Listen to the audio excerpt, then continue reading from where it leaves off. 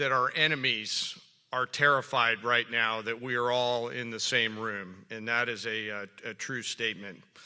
Welcome, everyone, to Marine Corps Base Quantico and the first ever Key Leaders All Call. To the Commandant and all of the Marines that have made this event possible, thank you. This was no small feat to put this event together in short order, and I'm glad there's pull-up bars just outside. The SEALs in the corner out there are very happy about that. I regret to inform you there will not be a PT test after this event because I know you all would crush it.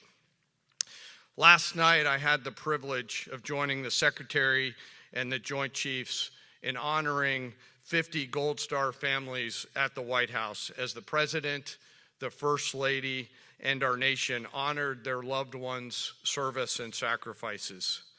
Teammates, it was a quiet and deeply meaningful event that reminded all of us that were lucky enough to be there of the serious and unforgiving nature of the business that we are in, fighting and winning our nation's wars. Leaders, we are living in dynamic and potentially dangerous times.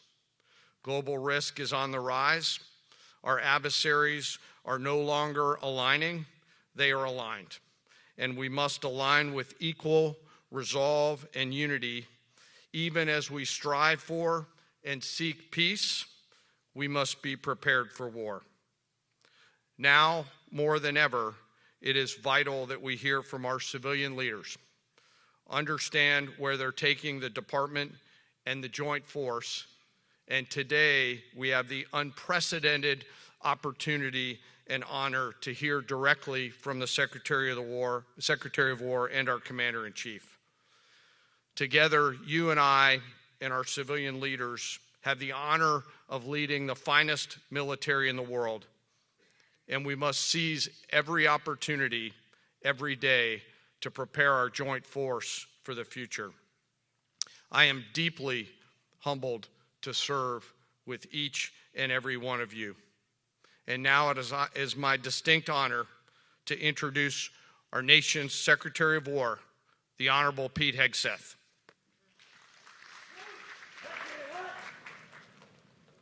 Thank you, Mr. Chairman. Thank you. Please take your seats.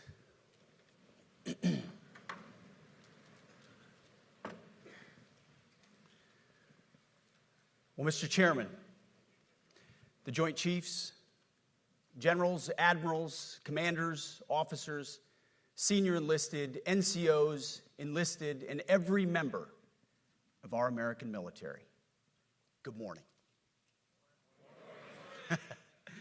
Good morning and welcome to the War Department, because the era of the Department of Defense is over. You see, the motto of my first platoon was, "Those who long for peace must prepare for war." This is, of course, not a new idea. This crowd knows that. The origin dates to the 4th century Rome and has been repeated ever since, including by our first Commander-in-Chief, George Washington, the first leader of the War Department. It captures a simple yet profound truth. To ensure peace, we must prepare for war. From this moment forward, the only mission of the newly restored Department of War is this: warfighting, preparing for war and preparing to win, unrelenting and uncompromising in that pursuit. Not because we want war, no one here wants war, but it's because we love peace. We love peace for our fellow citizens. They deserve peace, and they rightfully expect us to deliver it. Our number one job, of course, is to be strong so that we can prevent war in the first place. The president talks about it all the time. It's called peace through strength. And as history teaches us, the only people who actually deserve peace are those who are willing to wage war to defend it.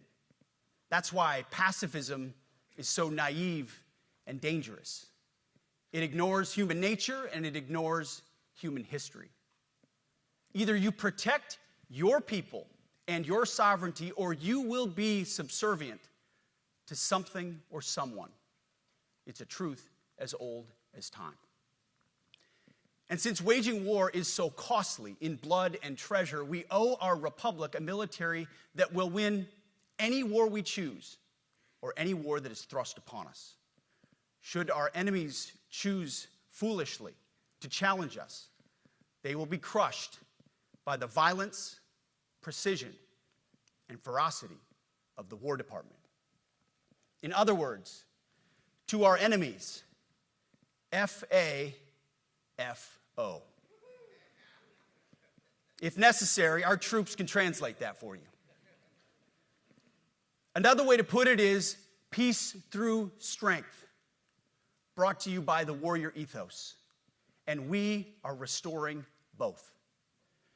As President Trump has said, and he's right, we have the strongest, most powerful, most lethal, and most prepared military on the planet. That is true, full stop. Nobody can touch us. It's not even close. This is true largely because of the historic investments that he made in his first term, and we will continue in this term. But it's also true because of the leaders in this room and the incredible troops that you all lead. But the world, and as the chairman mentioned, our enemies get a vote. You feel it, I feel it. This is a moment of urgency, mounting urgency. Enemies gather, threats grow. There is no time for games. We must be prepared. If we're going to prevent and avoid war, we must prepare now. We are the strength part of peace through strength. And either we're ready to win or we are not.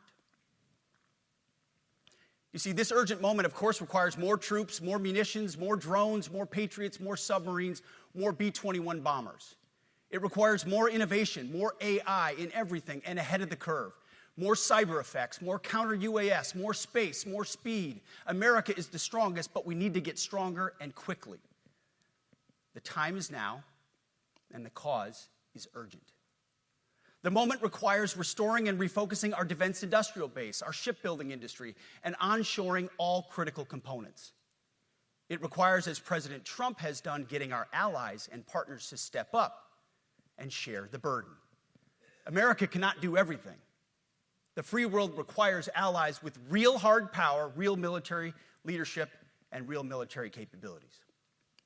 The War Department is tackling and prioritizing all of these things. And I'll be giving a speech next month that'll showcase the speed, innovation, and generational acquisition reforms we are undertaking urgently. Likewise, the nature of the threats we face in our hemisphere and in deterring China is another speech for another day, coming soon. This speech today, as I drink my coffee, this speech today is about people. And it's about culture. The topic today is about the nature of ourselves. Because no plan, no program, no reform, no formation will ultimately succeed unless we have the right people and the right culture at the War Department. If I've learned one core lesson in my 8 months in this job, it's that personnel is policy. Personnel is policy. The best way to take care of troops is to give them good leaders committed to the warfighting culture of the department. Not perfect leaders, good leaders. Competent, qualified, professional, agile, aggressive, innovative, risk-taking, apolitical, faithful to their oath and to the Constitution. Eugene Sledge, in his World War II memoir, wrote, quote, "War is brutish, inglorious, and a terrible waste. Combat leaves an indelible mark on those who are forced to endure it. The only redeeming factors are my comrades' incredible bravery and their devotion to each other." In combat, there are thousands of variables, as I learned in Iraq and Afghanistan, and as so many of you did in so many more places. Leaders can only control about 3 of them. You control how well you're trained, mostly how well you're equipped, and the last variable is how well you lead. After that, you're on your own. Our warfighters are entitled to be led by the best and most capable leaders. That is who we need you all to be. Even then, in combat, even if you do everything right, you may still lose people because the enemy always gets a vote. We have a sacred duty to ensure that our warriors are led by the most capable and qualified combat leaders. This is one thing you and I can control, and we owe it to the force to deliver it. For too long, we have simply not done that. The military has been forced by foolish and reckless politicians to focus on the wrong things. In many ways, this speech is about fixing decades of decay. Some of it obvious, some of it hidden. Or as the chairman has put it, we are clearing out the debris, removing the distractions, clearing the way for leaders to be leaders. You might say we're ending the war on warriors. I heard someone wrote a book about that. For too long, we've promoted too many uniformed leaders for the wrong reasons, based on their race, based on gender quotas, based on historic so-called firsts. We've pretended that combat arms and non-combat arms are the same thing. We've weeded out so-called toxic leaders under the guise of double-blind psychology assessments, promoting risk-averse, go-along-to-get-along conformists instead. You name it, the department did it. Foolish and reckless political leaders set the wrong compass heading, and we lost our way. We became the woke department, but not anymore. Right now, I'm looking out at a sea of Americans who made a choice when they were young men and young women to do something most Americans will not, to serve something greater than yourselves, to fight for God and country, for freedom and the Constitution. You made a choice to serve when others did not, and I commend you. You are truly the best of America. But this does not mean, and this goes for all of us, that our path to this auditorium on this day was a straight line, or that the conditions of the formations we lead are where we want them to be. You love your country, and we love this uniform, which is why we must do better. We just have to be honest. We have to say with our mouths what we see with our eyes, to just tell it like it is in plain English, to point out the obvious things right in front of us. That's what leaders must do.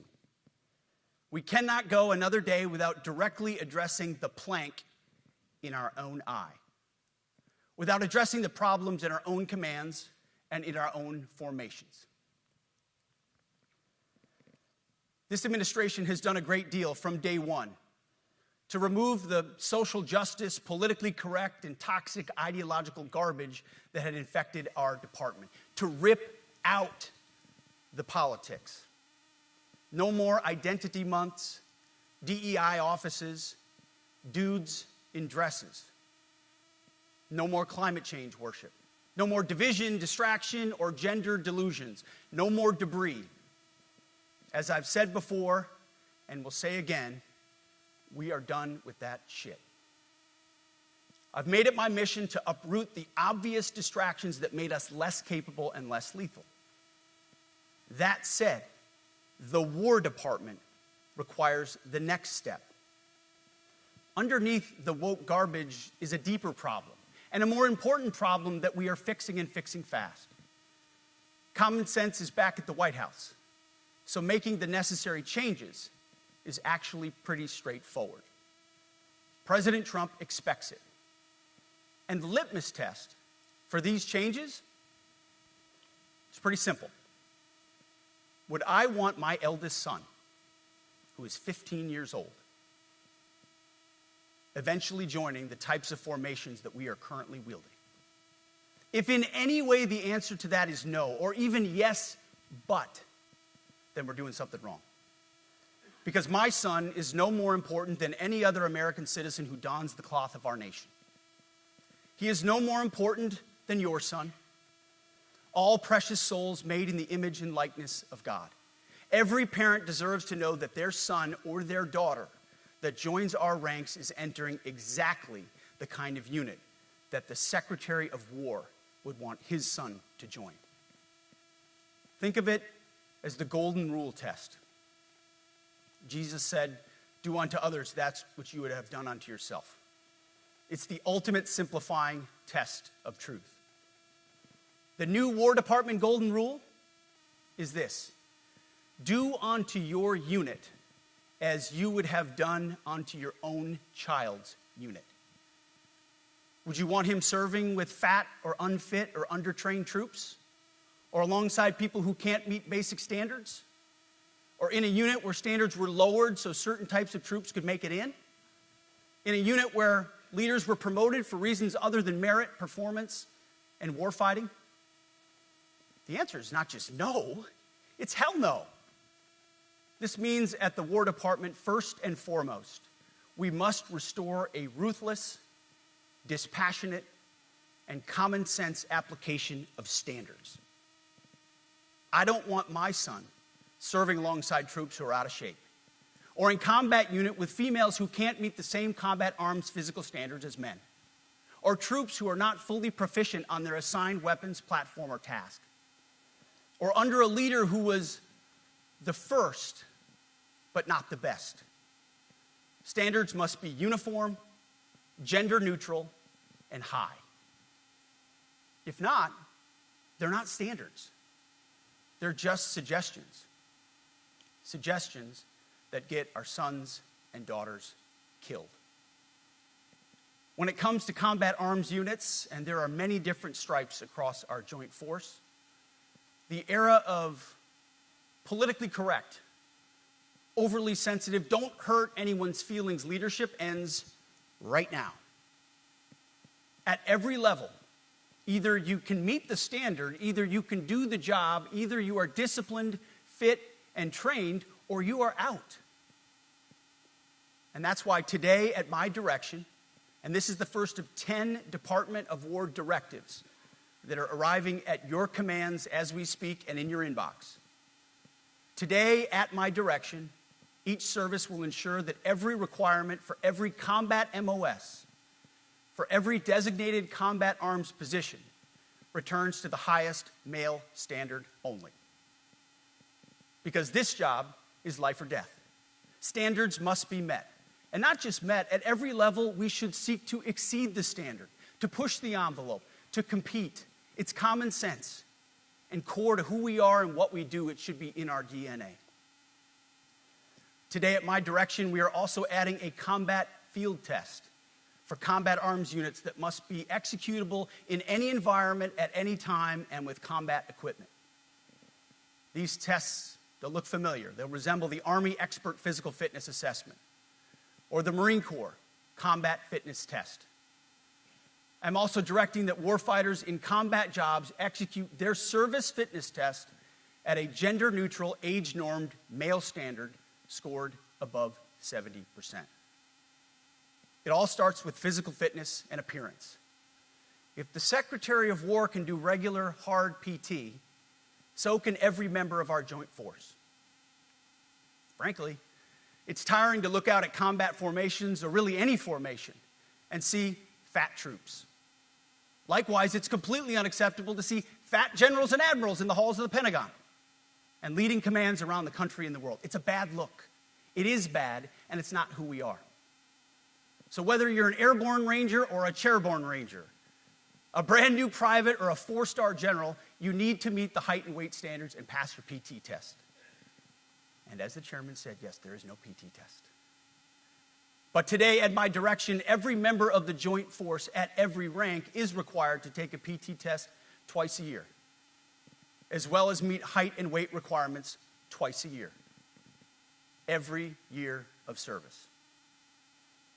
Also today, at my direction, every warrior across our joint force is required to do PT every duty day. Should be common sense. I mean, most units do that already, but we're codifying it. And we're not talking like hot yoga and stretching. Real hard PT, either as a unit or as an individual. At every level, from the Joint Chiefs to everyone in this room to the youngest private, leaders set the standard. And so many of you do this already. active, guard, and reserve. This also means grooming standards. No more beards, long hair, superficial individual expression. We're going to cut our hair, shave our beards, and adhere to standards. Because it's like the broken windows theory of policing. It's like when you let the small stuff go, the big stuff eventually goes. So you have to address the small stuff. This is on duty, in the field, and in the rear. If you want a beard, you can join Special Forces. If not, then shave. We don't have a military full of Nordic pagans. But unfortunately, we have had leaders who either refuse to call BS and enforce standards, or leaders who felt like they were not allowed to enforce standards. Both are unacceptable. And that's why today, at my direction, the era of unprofessional appearance is over. No more beardos. The era of rampant and ridiculous shaving profiles is done. Simply put, if you do not meet the male-level physical standards for combat positions, cannot pass a PT test, or don't want to shave and look professional, it's time for a new position or a new profession. I sincerely appreciate the proactive efforts the secretaries have already taken in some of those areas, service secretaries. And these directives are intended to simply accelerate those efforts. On the topic of standards, allow me a few words to talk about toxic leaders. Upholding and demanding high standards is not toxic. Enforcing high standards, not toxic leadership. Leading warfighters toward the goals of high, gender-neutral, and uncompromising standards in order to forge a cohesive, formidable, and lethal Department of War is not toxic.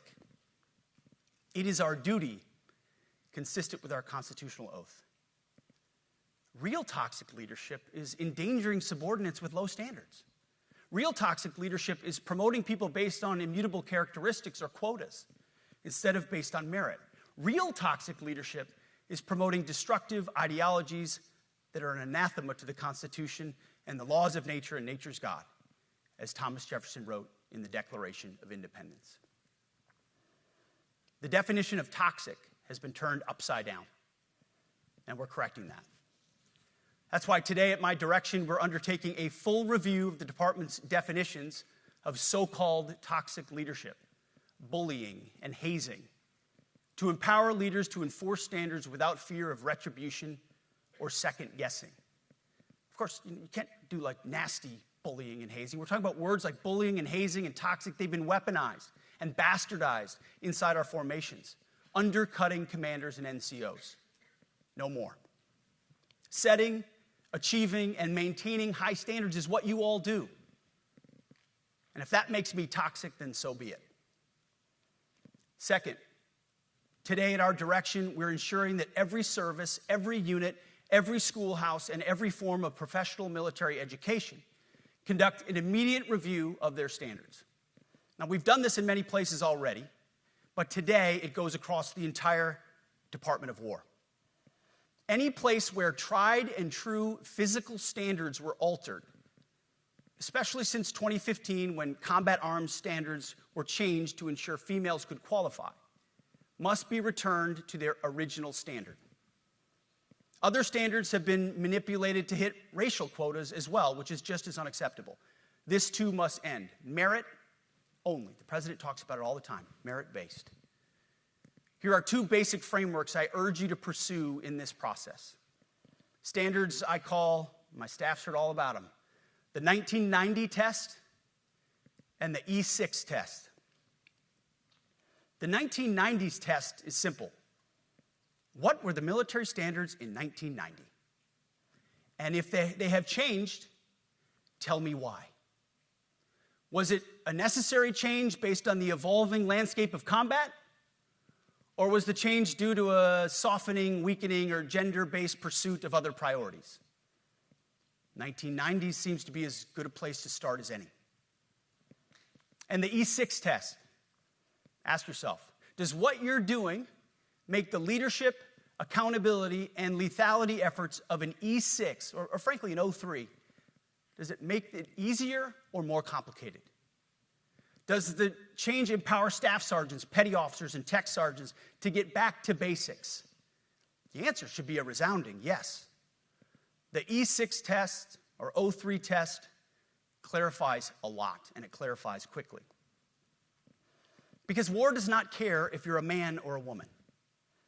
Neither does the enemy. Nor does the weight of your rucksack, the size of an artillery round, or the body weight of a casualty on the battlefield who must be carried. This, and I want to be very clear about this, this is not about preventing women from serving. We very much value the impact of female troops. Our female officers and NCOs are the absolute best in the world. But when it comes to any job that requires physical power to perform in combat, those physical standards must be high and gender neutral. If women can make it, excellent. If not, it is what it is. If that means no women qualify for some combat jobs, so be it. That is not the intent, but it could be the result, so be it. It will also mean that weak men won't qualify because we're not playing games. This is combat. This is life or death. As we all know, this is you versus an enemy hell-bent on killing you. To be an effective, lethal fighting force, you must trust that the warrior alongside you in battle is capable, truly physically capable of doing what is necessary under fire. You know this is the only standard you would want for your kids and for your grandkids.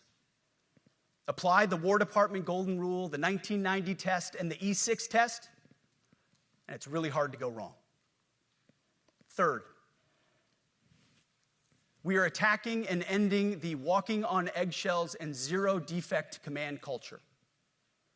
A risk-averse culture means officers execute not to lose instead of to win. A risk-averse culture means NCOs are not empowered to enforce standards. Commanders and NCOs don't take necessary risks or make tough adjustments for fear of rocking the boat or making mistakes. A blemish-free record is what peacetime leaders covet the most, which is the worst of all incentives. We, as senior leaders, need to end the poisonous culture of risk aversion and empower our NCOs at all levels to enforce standards. Truth be told, for the most part, we don't need new standards. We just need to reestablish a culture where enforcing standards is possible. And that's why today, at my direction, I'm issuing new policies that will overhaul the IG, EO, and MEO processes. I call it the No More Walking on Eggshells policy. We are liberating commanders and NCOs. We are liberating you. We are overhauling an inspector general process, the IG, that has been weaponized, putting complainers, ideologues, and poor performers in the driver's seat. We're doing the same with the equal opportunity and military equal opportunity policies, the EO and MEO at our department. No more frivolous complaints, no more anonymous complaints, no more repeat complainants, no more smearing reputations, no more endless waiting, no more legal limbo, no more sidetracking careers, no more walking on eggshells. Of course, being a racist has been illegal in our formation since 1948. The same goes for sexual harassment. Both are wrong and illegal. Those kinds of infractions will be ruthlessly enforced. But telling someone to shave or get a haircut or to get in shape or to fix their uniform or to show up on time or to work hard, that's exactly the kind of discrimination we want. We are not civilians. You are not civilians. You are set apart for a distinct purpose. So we, as a department, need to stop acting and thinking like civilians and get back to basics and put the power back in the hands of commanders and NCOs. Commanders and NCOs who make life and death decisions. Commanders and NCOs who enforce standards and ensure readiness. Commanders and NCOs who, in this War Department, have to look in the mirror and have to pass the Golden Rule test.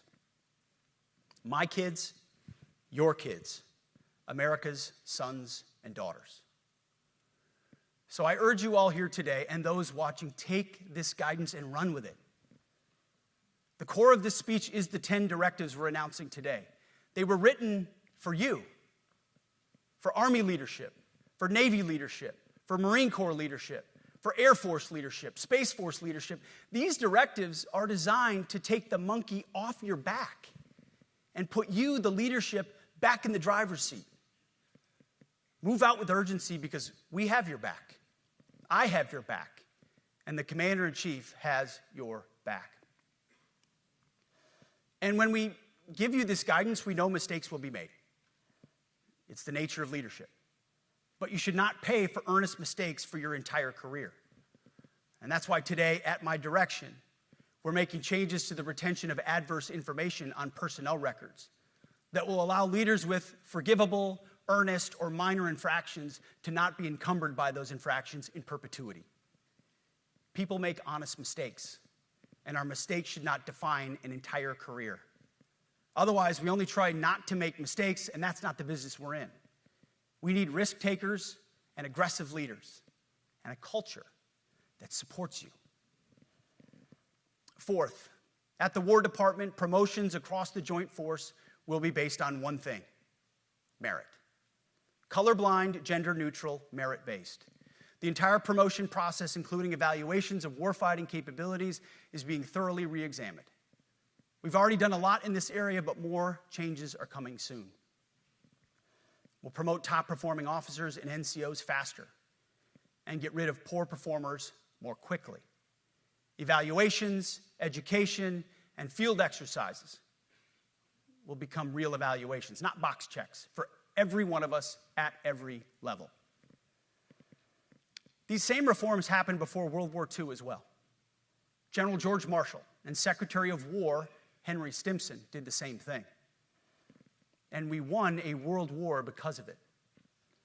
As it happens, when he started the job, Chairman Kane gave me a frame and a photo to hang in my office. A matching frame and photo hangs in his. It's a photo of Marshall and Stimson preparing for World War II. Those two leaders famously kept the door open between their offices for the entirety of the war. They worked together, civilian and uniform, every single day. Chairman Kane and I do the same. There is no daylight between us. Our doors are always open.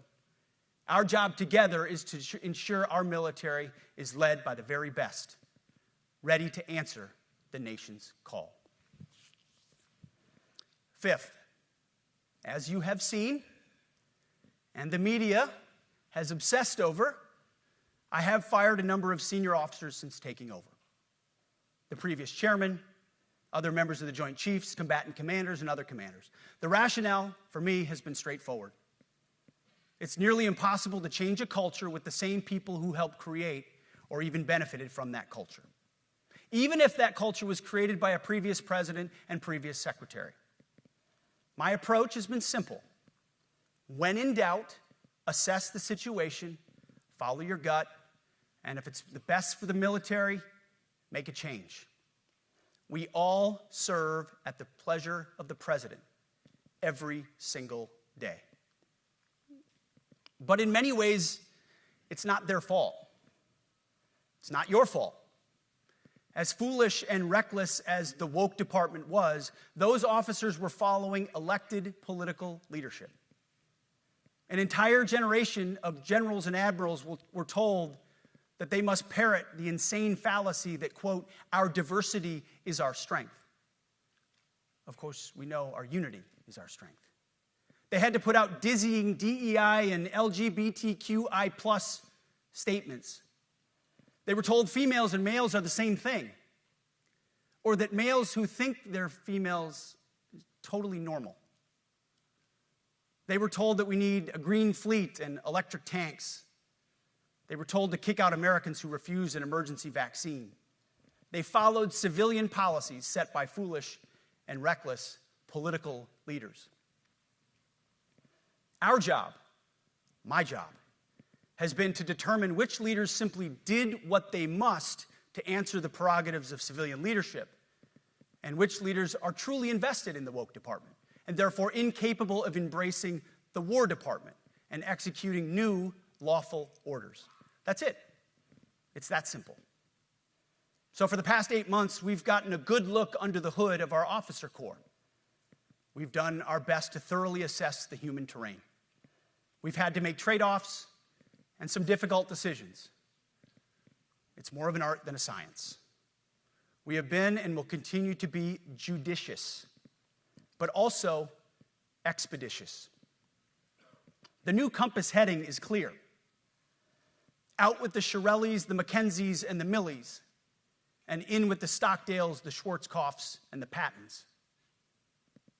More leadership changes will be made, of that I'm certain.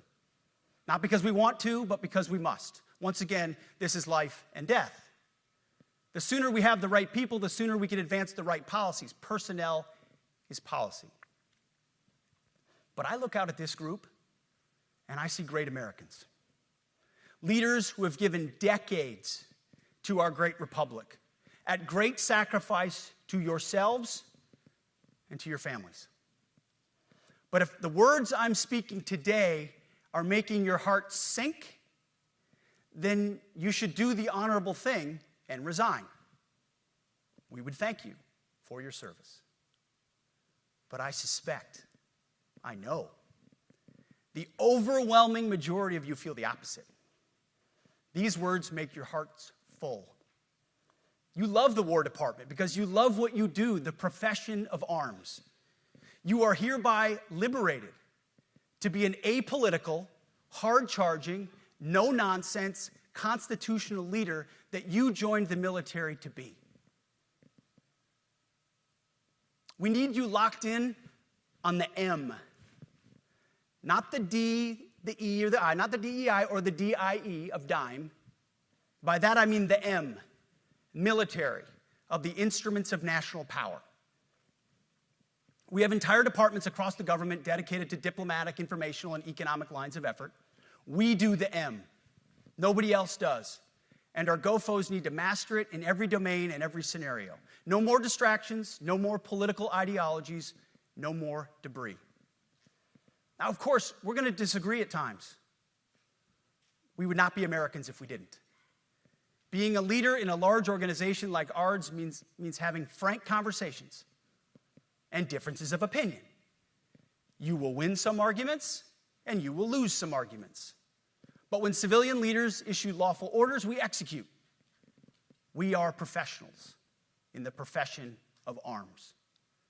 Our entire constitutional system is predicated upon this understanding. Now, it seems like a small thing, but it's not. This includes as well the behavior of our troops online. To that end, I want to thank and recognize the services for their new proactive social media policies. Use them. Anonymous, online, or keyboard complaining is not worthy of a warrior. It's cowardice masquerading as conscience. Anonymous, unit-level social media pages that trash commanders, demoralize troops, and undermine unit cohesion must not be tolerated. Again, O3s, E6s. Sixth, we must train and we must maintain. Any moment that we are not training on our mission or maintaining our equipment is a moment we are less prepared for preventing or winning the next war. That is why today, at my direction, we are drastically reducing the ridiculous amount of mandatory training that individuals and units must execute. We've already ended the most egregious. Now we're giving you back real time. Less PowerPoint briefings and fewer online courses, more time in the motor pool, and more time on the range. Our job is to make sure you have the money, equipment, weapons, and parts to train and maintain, and then you take it from there. You all know this because it's common sense. The tougher and the higher the standards in our units, the higher the retention rates in those units.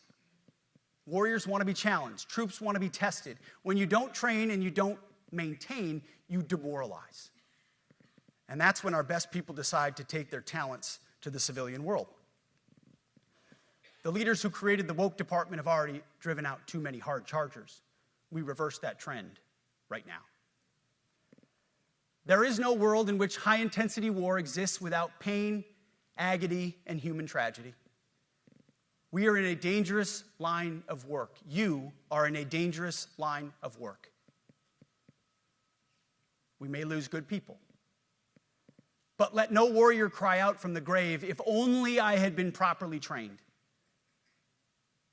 We will not lose warfighters because we failed to train or equip them or resource them. Shame on us if we do.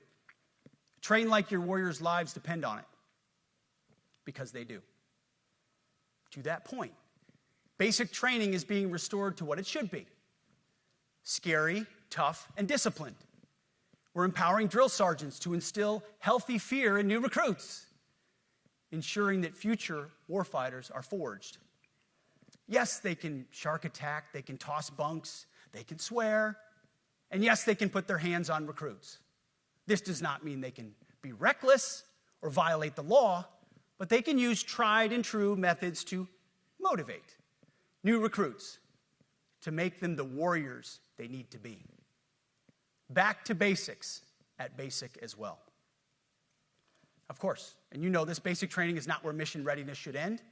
The nature of the evolving threat environment demands that everyone, in every job, must be ready to join the fight if needed.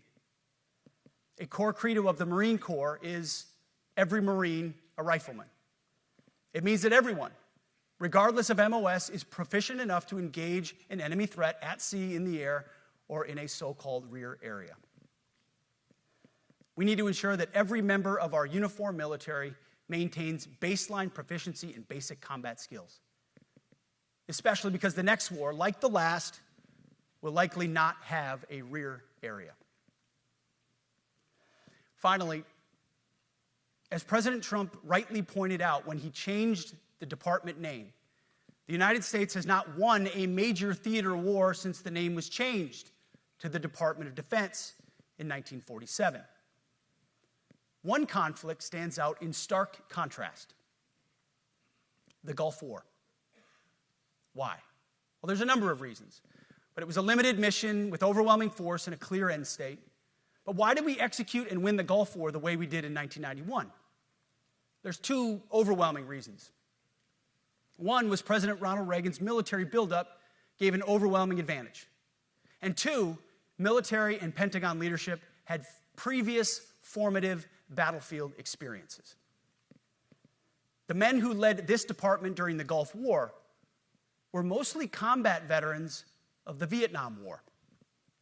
They said never again to mission creep or nebulous end states. The same holds true today.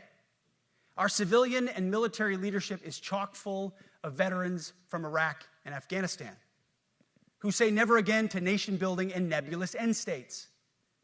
This clear-eyed view, all the way in the White House, combined with President Trump's military buildup, postures us for future victories if, and we will, and when we embrace the War Department. And we must. We are preparing every day. We have to be prepared for war, not for defense. We're training warriors, not defenders. We fight wars to win, not to defend. Defense is something you do all the time. It's inherently reactionary and can lead to overuse, overreach, and mission creep. War is something you do sparingly, on our own terms, and with clear aims. We fight to win. We unleash overwhelming and punishing violence on the enemy. We also don't fight with stupid rules of engagement. We untie the hands of our warfighters to intimidate, demoralize, hunt, and kill the enemies of our country. No more politically correct and overbearing rules of engagement. Just common sense, maximum lethality, and authority for warfighters. That's all I ever wanted as a platoon leader. And it's all my E6 squad leaders ever wanted, back to that E6 rule. We let our leaders fight their formations, and then we have their back. It's very simple, yet incredibly powerful. A few months ago, I was at the White House when President Trump announced his Liberation Day for America's trade policy. It was a landmark day. Well, today is another Liberation Day. The liberation of America's warriors, in name, in deed, and in authorities. You kill people and break things for a living. You are not politically correct and don't necessarily belong always in polite society. We are not an army of one. We are a joint force of millions of selfless Americans. We are warriors. We are purpose-built, not for fair weather, blue skies, or calm seas. We were built to load up in the back of helicopters, 5 tons, or Zodiacs in the dead of night, in fair weather or foul, to go to dangerous places, to find those who would do our nation harm, and deliver justice on behalf of the American people in close and brutal combat if necessary. You are different. We fight not because we hate what's in front of us. We fight because we love what's behind us. You see, the Ivy League faculty lounges will never understand us, and that's okay, because they could never do what you do. The media will mischaracterize us, and that's okay, because deep down they know the reason they can do what they do is you. In this profession, you feel comfortable inside the violence so that our citizens can live peacefully. Lethality is our calling card, and victory our only acceptable end state. In closing, a few weeks ago, at our monthly Pentagon Christian prayer service, I recited a commander's prayer. It's a simple yet meaningful prayer for wisdom for commanders and leaders. I encourage you to look it up if you've never seen it. But the prayer, it ends like this. And most of all, Lord, please keep my soldiers safe. Lead them, guide them, protect them, watch over them. And as you gave all of yourself for me, help me give all of myself for them. And amen. I have prayed this prayer many times since I've had the privilege of being your secretary. And I will continue to pray this prayer for each of you as you command and lead our nation's finest. Go forth and do good things, hard things. President Trump has your back, and so do I. And you'll hear from him shortly. Move out and draw fire, because we are the War Department. Godspeed. Room, attention.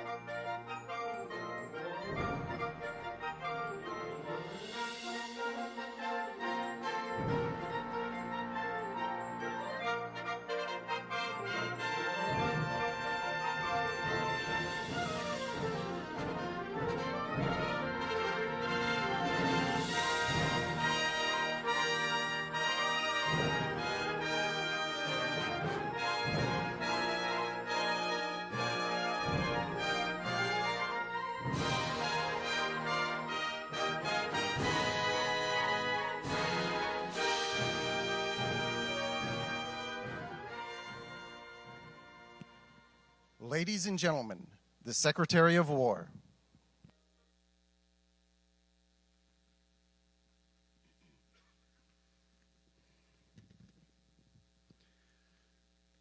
Well, you've heard from me, so now it's the main event, our Commander-in-Chief. I have the privilege every single day of watching him put America first, of ensuring that our warfighters have everything they need.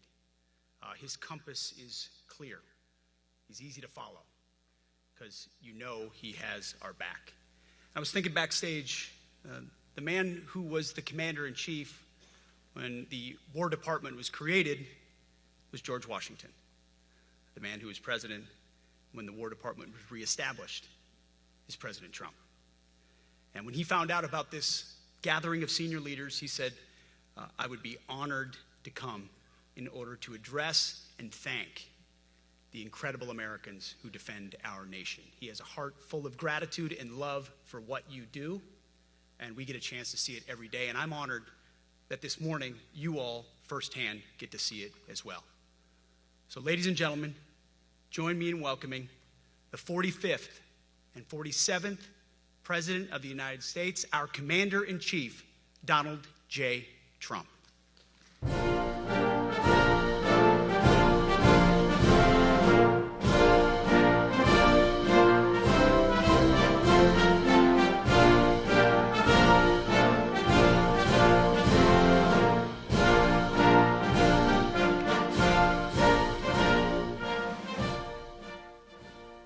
Thank you very much, Pete.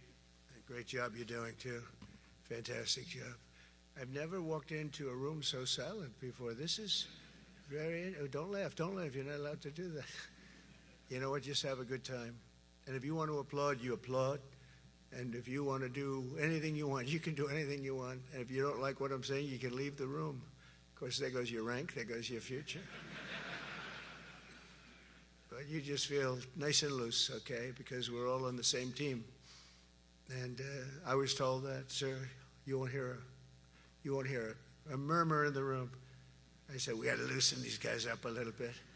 So you just have a good time. But I want to thank Secretary Hegseth and General Kane, General Raisin Kane for a reason, they call him that. When I heard his name, I said, you're the guy I'm looking for.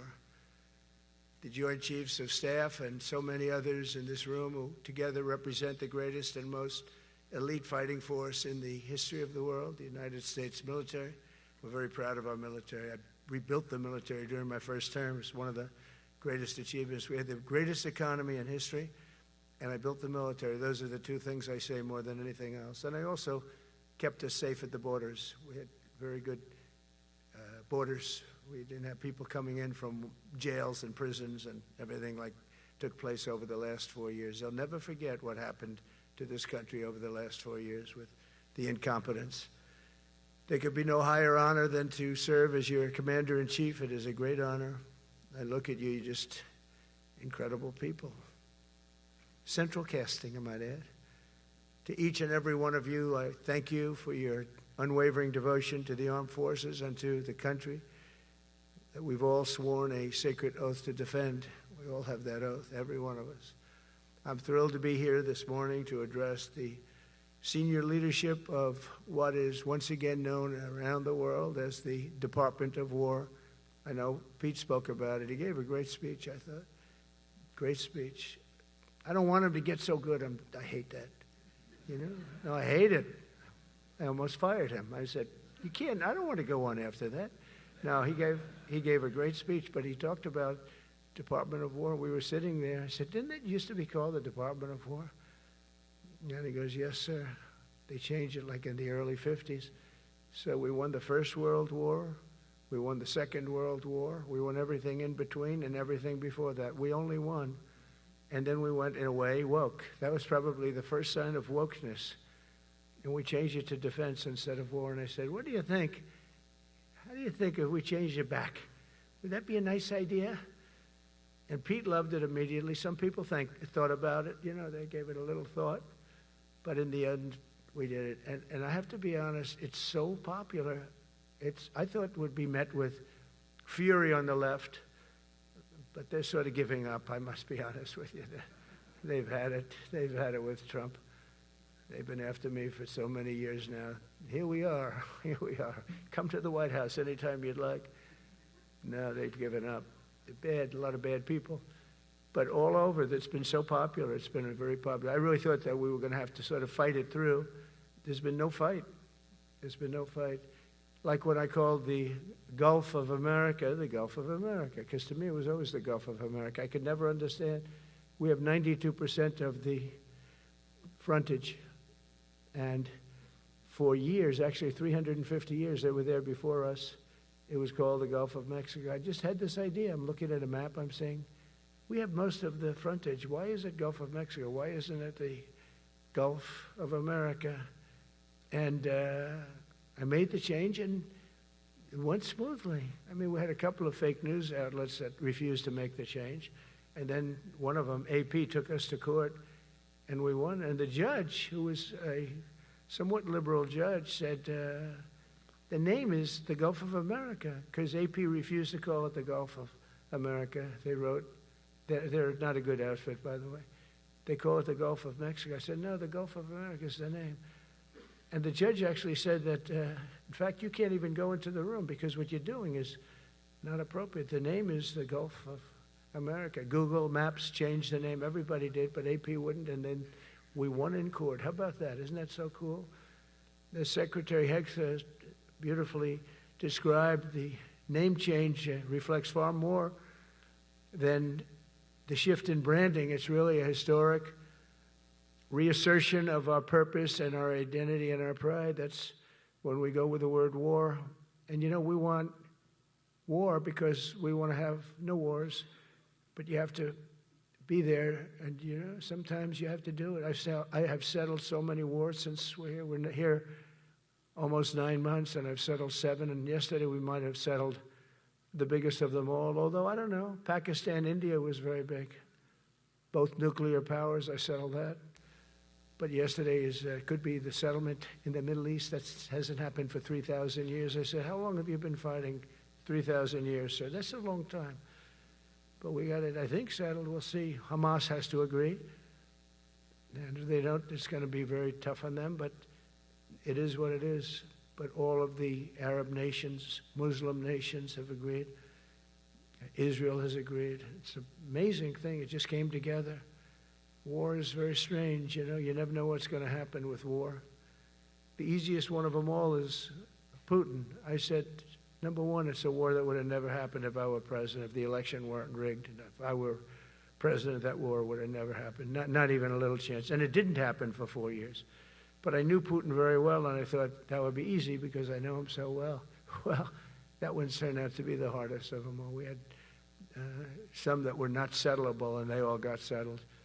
So if this works out, that we did yesterday with the Middle East, then that's more than a war. That's lots of wars. That's all combined. That's a lot of wars. Many of you were over there in many different capacities in many different countries. That's a big part of the earth.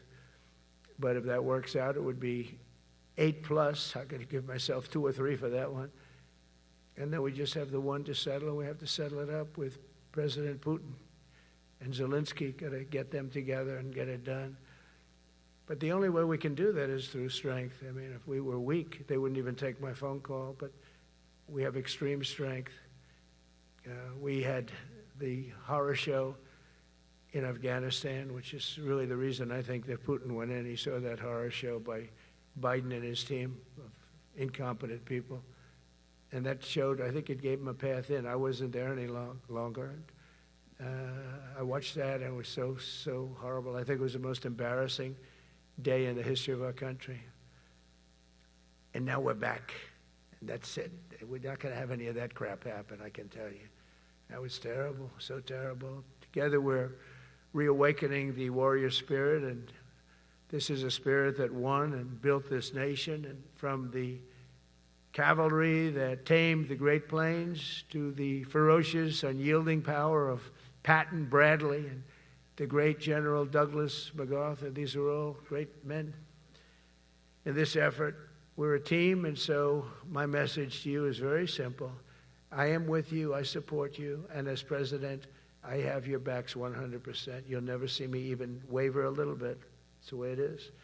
And that includes our great police officers and firemen and all of these people that are doing so well.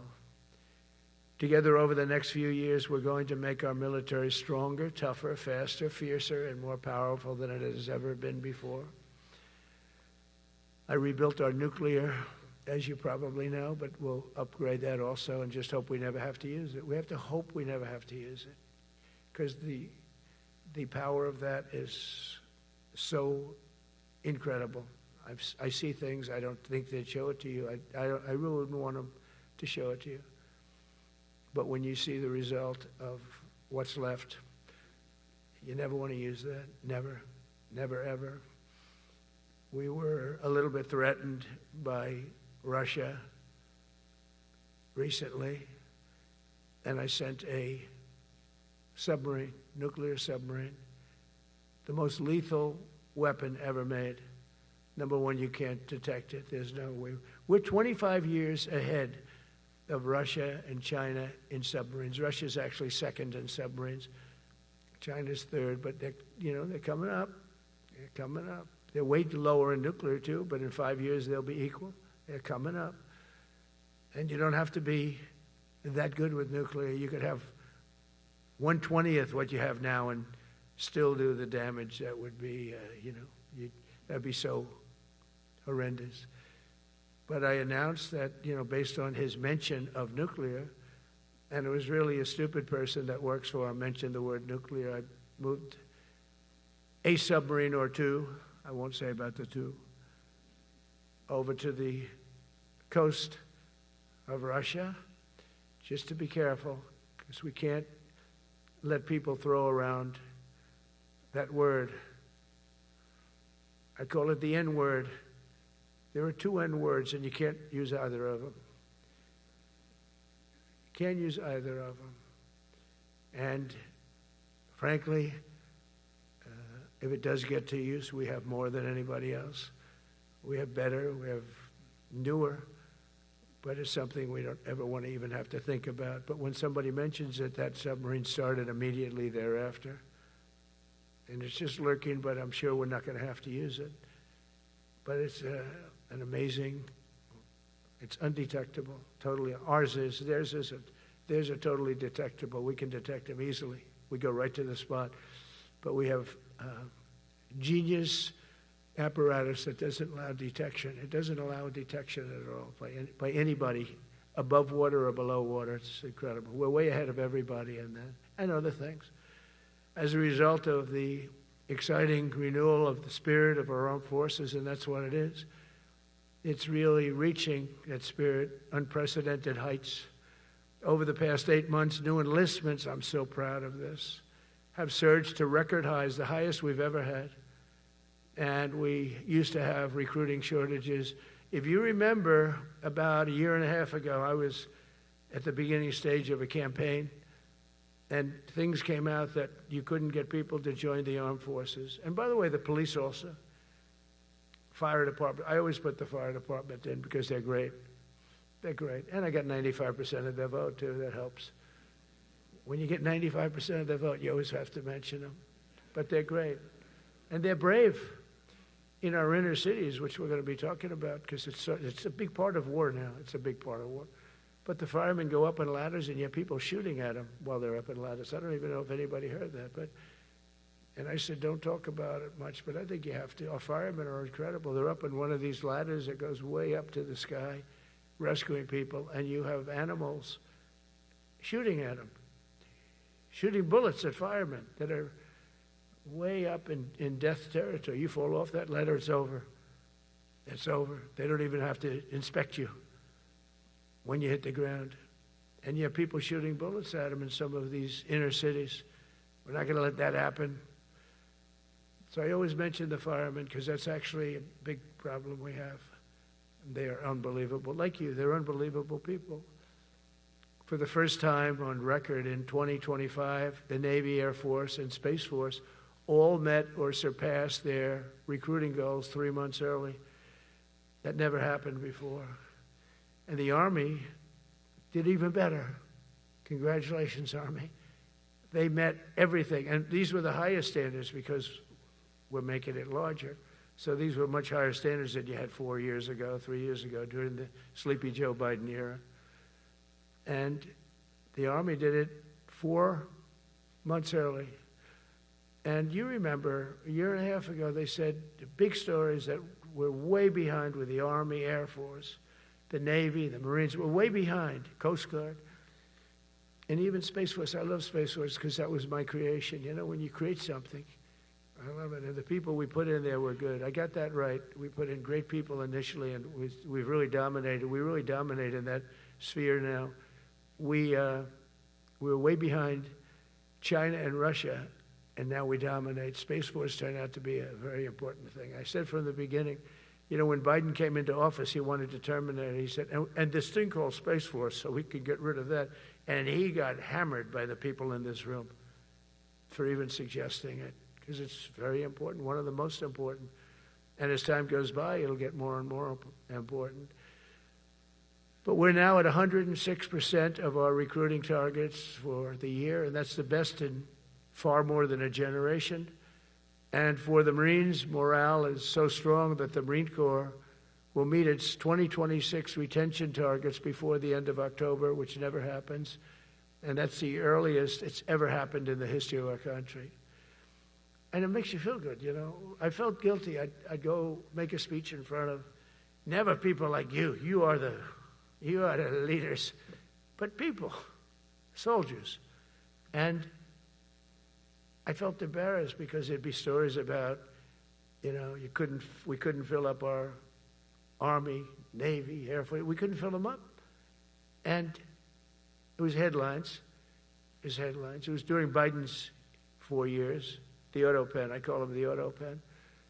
It's, how would you like to have your thing signed by an auto pen? You know, when I have a general and I have to sign for a general because we have beautiful paper, the gorgeous paper, I said throw a little more gold on it. They deserve it. I want the A paper, not the D paper.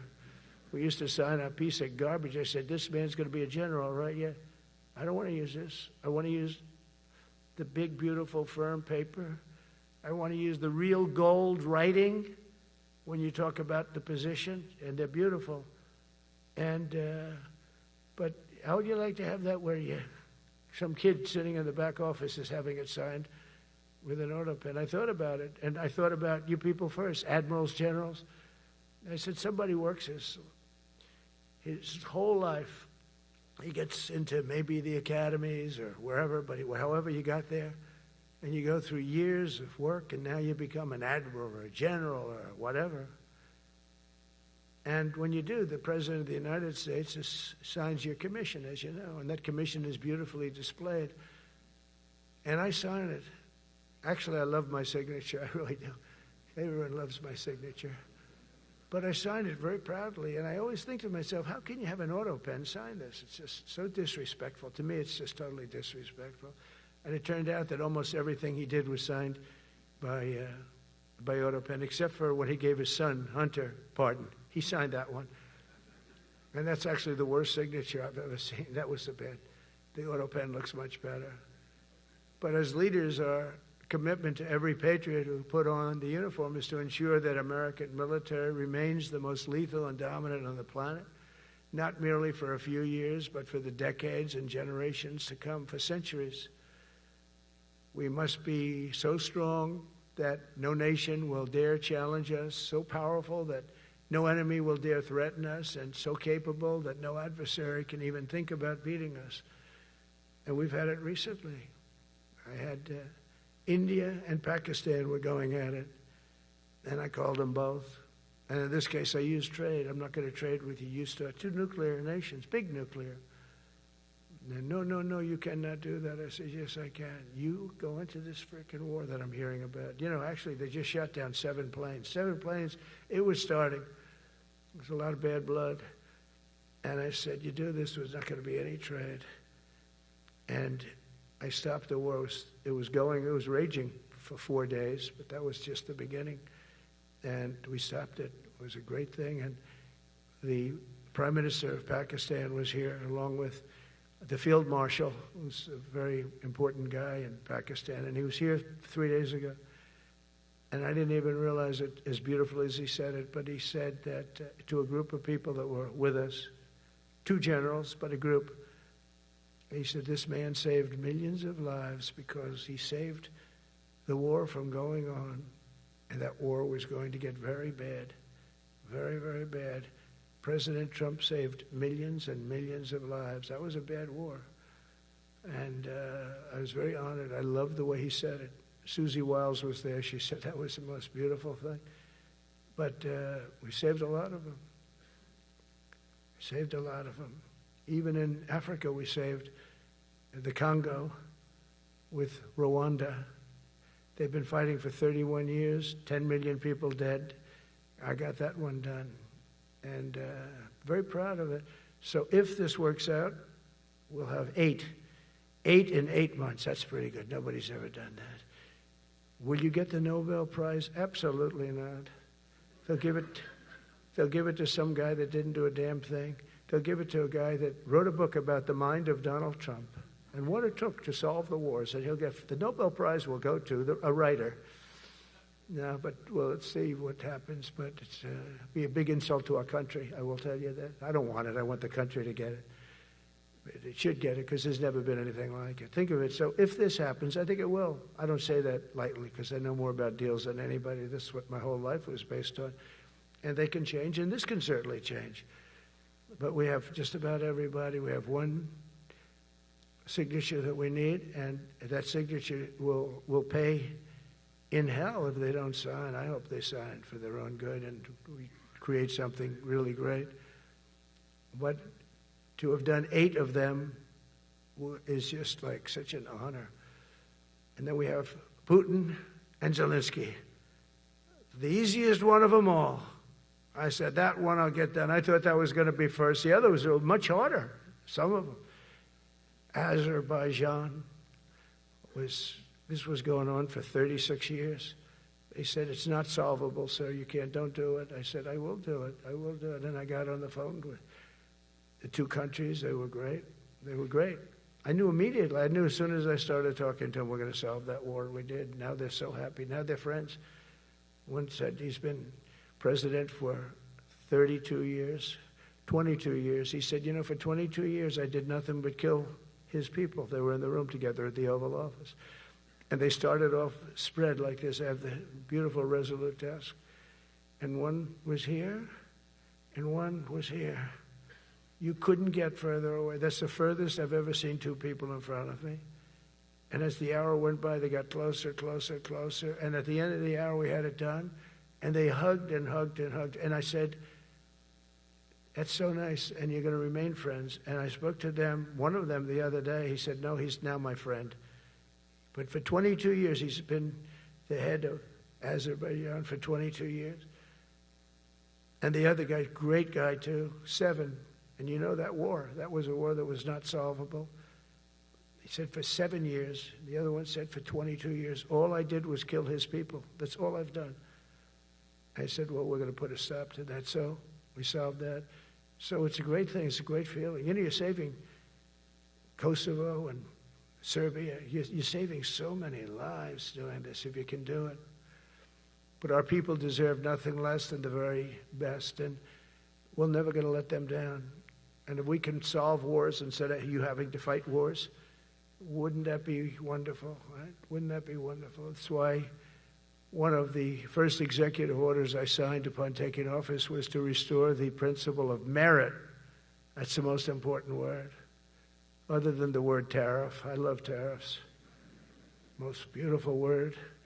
But I'm not allowed to say that anymore. I said tariff is my favorite word.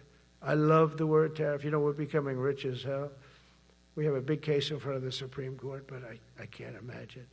Because this is what other nations have done to us.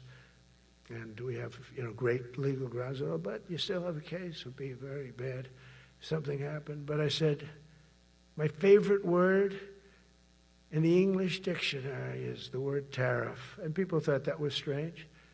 And the fake news came over and they really hit me hard on it. They said, what about love?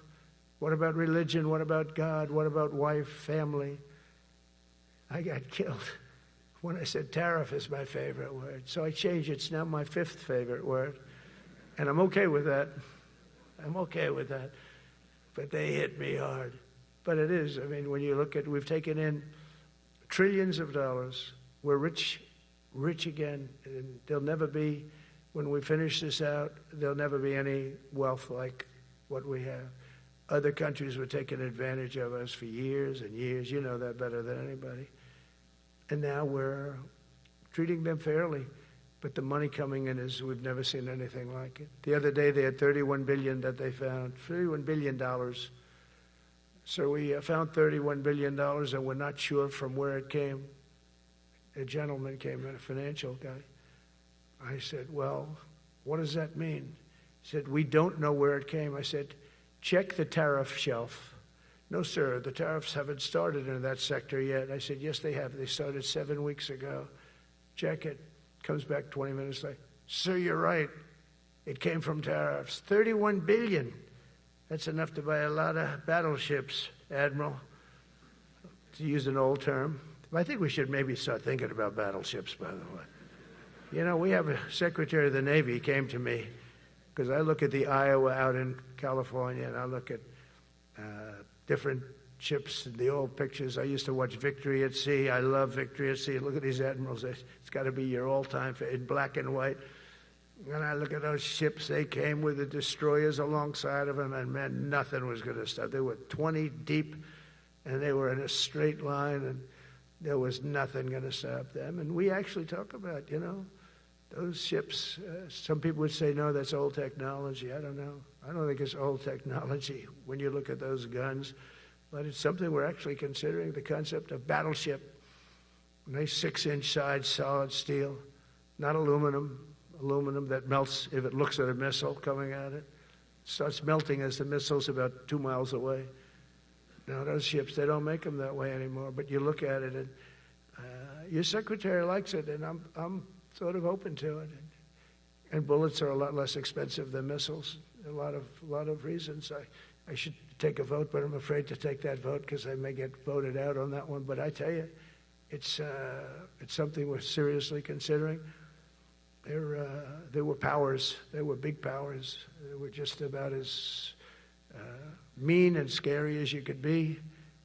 And so we're looking at that. One of the biggest cases that we won was the decision of the United States Supreme Court to allow us to proceed on the word merit. Merit.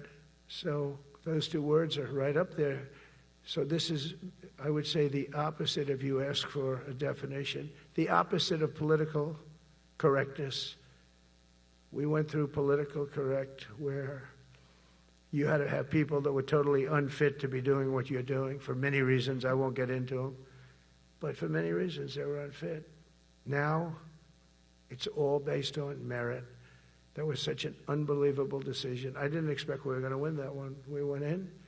We said we needed it. We went in for colleges, you know, where kids with a C average are getting into the best colleges, and the kids with A averages won't get in. And kids with the highest boards and the highest marks and the best marks couldn't get into the best schools. And people that had not good boards and not very good marks, I mean, okay, but nothing special, they were getting into our best colleges. I said, this is just crazy. You can't run a country like this. And it was lingering for years, and it got to the Supreme Court, and we won that decision. Merit, everything's based on merit.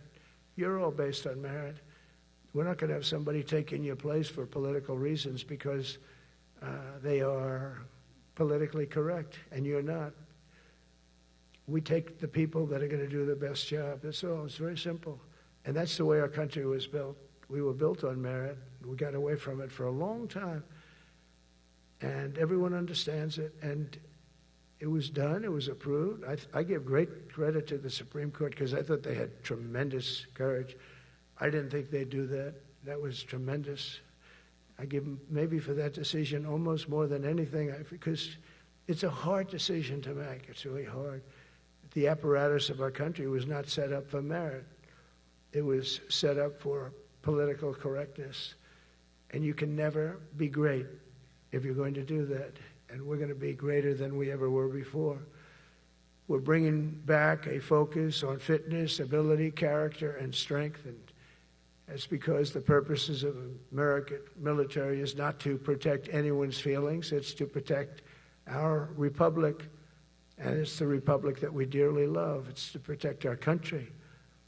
We will not be politically correct when it comes to defending American freedom, and we will be a fighting and winning machine. We want to fight, we want to win, and we want to fight as little as possible. You have to count on people like me to keep you out of wars, because we don't want to go into wars. Many of the wars that I just told you about, we could have entered those wars and settled them in a different way, lose a lot of our troops. And we could have settled them, I guess, differently. Maybe not, actually. Actually, you might not have been able to settle them. We just would have been in the middle of a lot of firepower. But when we do need it, you're going to be so ready. And you know it. But very importantly, with that goal in mind, I've committed to spending over $1 trillion on our military in 2026, and that's the most in the history of our country. $1 trillion. That's a lot of money. I hope you like that. Ma'ams and sirs, I hope you like it. That's a hell of a lot of money. We have the best of everything. Every branch is seeing major investments, and as I announced in the Oval Office in March, we are rapidly moving forward with the first ever 6th generation fighter jet. I didn't name it. I did not name it.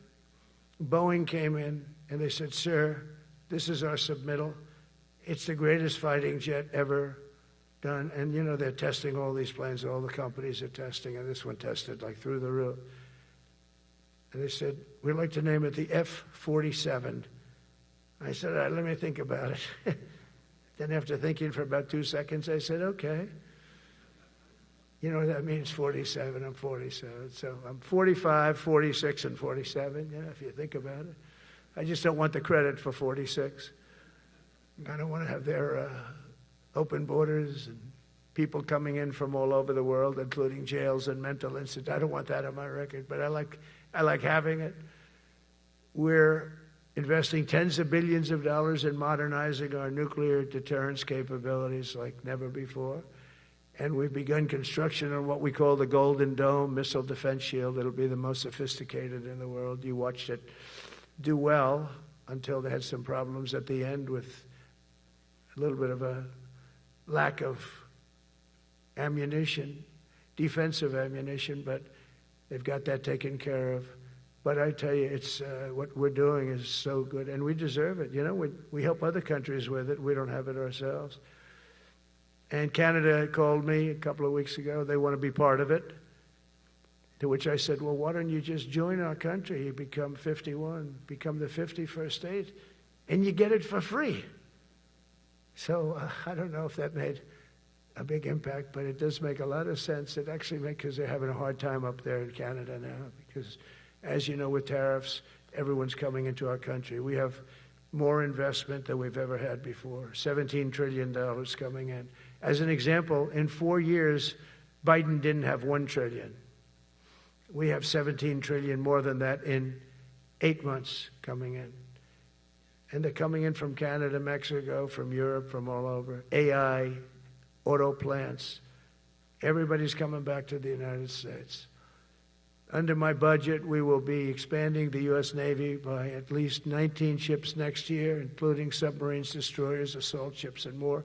And it's going to be much more than that as we go along, because we basically don't build ships anymore. We do build submarines, but we don't build ships. Do you know in the Second World War, they were freighters and different types, but we were doing a ship a day, and now we don't do ships. And I'm not a fan of some of the ships you do. I'm a very aesthetic person, and I don't like some of the ships you're doing aesthetically. They say, "Oh, it's stealth." I say, "That's not stealth. An ugly ship is not necessary in order to say you're stealth."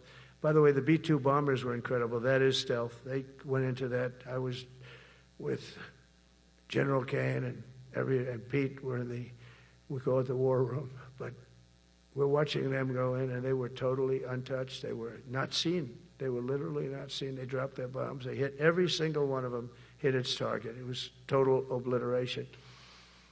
CNN, when we came back, fake news CNN, oh, their camera just went off. You know, their camera, every time I mention them, they turn the camera up because it's never good. They say, this is a problem. But I don't blame them. You're better off keeping it off.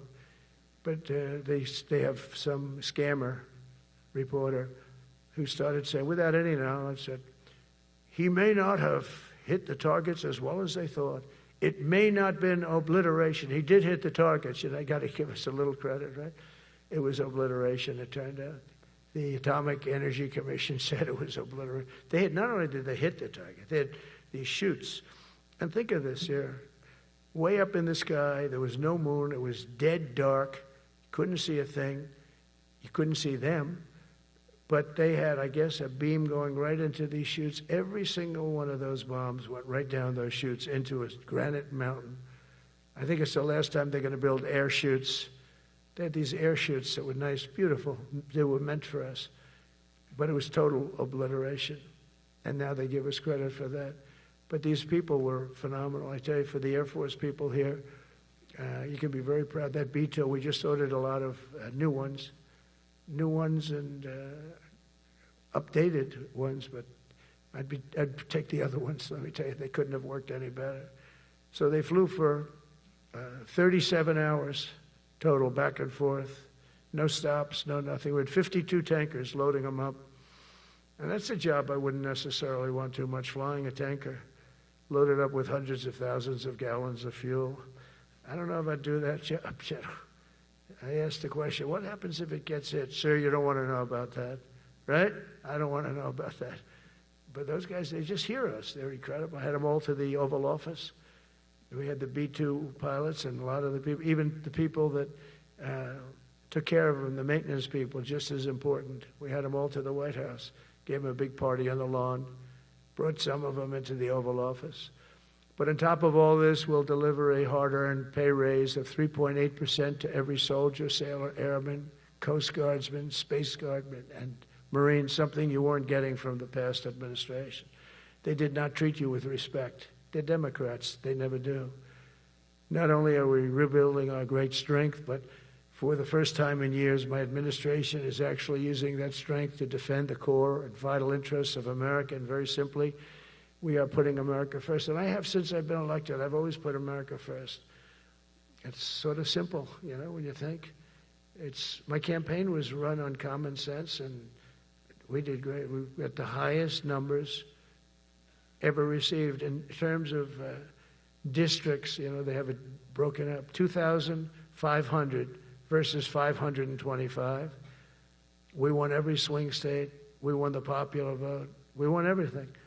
We won everything. You have to take a look at the map. It's almost entirely red, except there's a little blue line on each coast, and I think that's going to disappear too. We did really great, and part of it is because of our success with the military, the rebuilding of the military, the vote that I got from the military, and they're vicious people, you know, that we have to fight, just like you have to fight vicious people. Mine are a different kind of vicious, but they spread all these horrible, you know, they made up statements and said what I said about everything, but even about the military. But fortunately, the military didn't believe it. It's hard. You know, they make up a statement and they said, you say it. We had 25 people that said he never said that. 25. We had 25 affidavits. And they said, well, we're going with it anyway. You know, these sleazebags. And that's why the press is really losing all power, because people aren't believing it. We need an honest press. We need borders. We need borders. We need an honest press. We need fair elections. I mean, those three things. And we don't have an honest press. We have a really corrupt press. But we fight through the corrupt press. And the people understand you have to do this stuff a lot. You have to go on television a lot, because you can't get a fair shake if you're going to rely on somebody else. They don't understand. They've destroyed the image of media now is at the lowest point it's ever been. It's lower than Congress. Can you believe that? It's something. But together with many of you in the room, we've brought back the fundamental principle that defending the homeland is the military's first and most important priority. That's what it is.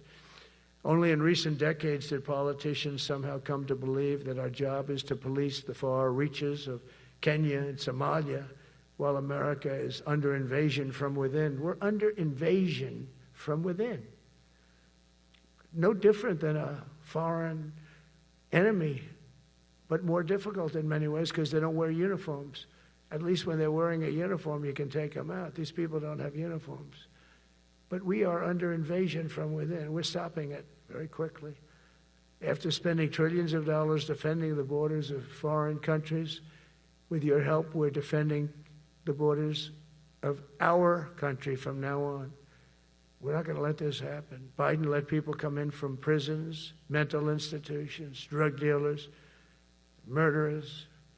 You know, we had 11,488 murderers allowed into our country by this guy who had no clue. He had no clue. He shouldn't have been there in the first place, but he had no clue. The people that ran the office, the White House, were people that surrounded him, radical left lunatics that are brilliant people, but dumb as hell when it came to policy and common sense. And they allowed people from all over the world, from the Congo. They opened up prisons in the Congo. They came into our country totally unmatched, unvetted, unchecked. And from all over, South America, not just South America. You know, you think South America, no, but from all over. A lot came in from Venezuela. Venezuela emptied its prison population into our country. That's why they have Tren de Aragua, one of the worst gangs ever. But we took care of them. We took good, strong care of them. And I just want to thank the National Guard in Washington, D.C. It's embarrassing to say this. Now I can say it because we solved it. But Washington, D.C. was the most unsafe, most dangerous city in the United States of America. And to a large extent, beyond. And beyond that. You go to Afghanistan, they didn't have anything like that. You go to countries that you would think there's problems, they didn't have that. And now Washington, D.C., after 12 days of serious, serious intensity, we took out 1,700 career criminals. If you have 5 career criminals, they can make your numbers look very bad because they'll commit many crimes a day. But we took out 1,700, and they took them out. There was no doubt who the boss was. They did an unbelievable job. Then they started even cleaning. I said, I don't want them doing that, sir. They were cleaning it up. I drove through it 2 days ago. It was beautiful. People are walking down the street holding hands, man and wife, coming from Iowa. They're not worried about being shot. Washington, D.C. is now a safe city. In fact, I went out to dinner with my crew. I haven't done that. In theory, I wouldn't do it. And I felt totally safe. And nobody's been attacked. Nobody's been hurt. Washington, D.C. went from our most unsafe city to just about our safest city in a period of a month. We had it under control in 12 days, but give us another 15, 16 days, it's perfect. And people other than politicians that look bad, they think, you know, the Democrats run most of the cities that are in bad shape. We have many cities in great shape too, by the way. I want you to know that. But it seems that the ones that are run by the radical left Democrats, what they've done to San Francisco, Chicago, New York, Los Angeles, they're very unsafe places. And we're going to straighten them out one by one. And this is going to be a major part for some of the people in this room. That's a war, too. It's a war from within. Controlling the physical territory of our border is essential to national security. We can't let these people in. You know, we had no people enter in the last 4 months. 0. Even I can't believe that. You know, we had millions coming in, pouring in. 25 million all told. And of those 25 million, many of them should never be in our country. They would take their worst people and their people from prisons and jail, and they'd put them in a caravan and they'd walk up. CNN was interviewing one person. Oh, why are you coming? I want freedom. Good. Were you in jail? Yes. For what? Murder. He said, you had to see this anchor, a young woman. She's like, I couldn't believe. She'll probably lose her job. But because the left doesn't want to hear that. But we're running it based on common sense and based on love of our country. But I want to salute every service member who has helped us carry out this critical mission. It's really a very important mission. And I told Pete we should use some of these dangerous cities as training grounds for our military, National Guard, but military. Because we're going into Chicago very soon. That's a big city with an incompetent governor. Stupid governor, stupid. They threw him out of his family business. He was so stupid. I know the family. He becomes governor. He's got money.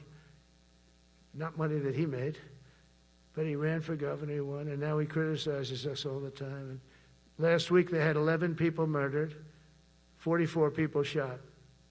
The week before that they had 5 people murdered, 28 people shot. Every weekend they lose 5, 6. If they lose 5, they're considering it a great week. They shouldn't lose any. You shouldn't lose any. This is civilization. And he's always up there saying, we're in very good shape. We don't need the military. No, they need the military desperately. How about Portland? Portland, Oregon, where it looks like a war zone. And I get a call from the liberal governor. Sir, please don't come in. We don't need you. I said, well, unless they're playing false tapes, this looked like World War II. Your place is burning down. I mean, you must be kidding. Sir, we have it under control. I said, you don't have it under control, Governor, but I'll check it, and I'll call you back. I called her back. I said, this place is a nightmare. It's certainly not the biggest, but it's one of the worst. It's brutal. They go after our ICE people, who are great patriots and tough job too, but they love it. They love it because they're cleaning up our country. And so you look at some of the things where they took over parts of Seattle. They actually took over a big percentage of Seattle. Think of that. You remember that. That was a while ago. And I sent in the troops, and they were gone. As soon as I sent them in, when we send in the troops, if you have a real leader that says you got to do what you have to do, I put that out the other day. You got to do what you got to do, because we don't want our people hurt as they stand by. I was watching during Biden, there were troops standing up like this, brave, standing up at attention, the way I should stand all the time. And I'm like this, and people are standing, and their mouth is this far away from their mouth, and they're spitting at them, and they're screaming at them. And that soldier standing there, he wants to knock the hell out of the person, but he's not allowed to do anything. So they just stand there, and they get abused. And a woman was this far away from his face, and she starts spitting in his face, and he's not allowed to do anything. If it's okay with you, generals and admirals, I've taken that off. I say, they spit, we hit. Is that okay? I think so. They spit, it's a new thing. They spit, we hit. How about the cars, where the cars are coming out? They get brand new cars, Border Patrol, ICE, beautiful, nice new cars.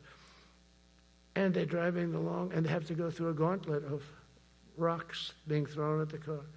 So here's this beautiful brand new car. By the time it goes 100 yards, it's destroyed. These guys have pretty good arms, some of them. And they're throwing bricks at full force into the window and into the car. It looks like it's a war zone. And I said, never let that happen again. From now on, if that ever happens, and I say it here, you get out of that car and you can do whatever the hell you want to do. Because those people are you can die from that. Those bricks go through the windows. You can die. They'd like it to. They'd like it to go through the window. But this was a couple of months ago. They just kept driving, and bricks are hitting the car. And I said, why aren't they stopping? Because they were under orders from the past administration, never stop. But that's different with us. We stop. And since I gave that order, we haven't had that problem. It's very interesting. It's amazing. It's just like in Venezuela. You've seen the boats going. We can't find any more boats. They're carrying drugs, massive. Every boat kills about 25,000 people. That's what they have. They had fentanyl mostly and a lot of other drugs. And we take them out, and we've taken out 4. So, and it's on air. Everybody gets to see it. Not that we like to do that, but every boat kills 25,000 on average. 20. Some people say more. You know, you see these boats, they're stacked up with bags of white powder. That's mostly fentanyl and other drugs too. And now we have a problem. General Kane says, sir, there are no boats out there. Not even fishing boats. They don't want to go fishing. I don't blame them. There'll be no fishing today. You know. But it's amazing what strength will do, because all we want to do is stop drugs from flowing into our country. It's destroying. We lost 300,000 people died last year. Everybody knows, friends, many friends probably, that you lost a child or adults too, but you lost a son or daughter because of what's coming into our border, and we're making it very hard. Oh, and we haven't even started yet. Last month I signed an executive order to provide training for quick reaction force that can help quell civil disturbances. And this is going to be a big thing for the people in this room because it's the enemy from within, and we have to handle it before it gets out of control. It won't get out of control. Once you're involved at all, they all joke. They say, oh, this is not good. You saw it in Washington. We had gangs of Tren de Arag with 10, 12, 15 kids, and these military guys walk up to them, and they treat them with disrespect, and they just got pounded. They just got pounded. The gang just pounded, then thrown into paddy wagons and taken back to their country.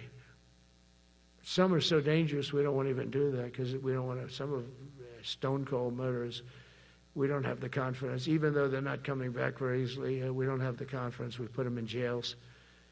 But these service members are following in a great and storied military tradition, from protecting frontier communities to chasing outlaws and bandits in the Wild West. And our history is filled with military heroes who took on all enemies, foreign and domestic. You know that phrase very well. That's what the oath says, foreign and domestic. Well, we also have domestic. George Washington, Abraham Lincoln, Grover Cleveland, George Bush, and others all used the armed forces to keep domestic order and peace.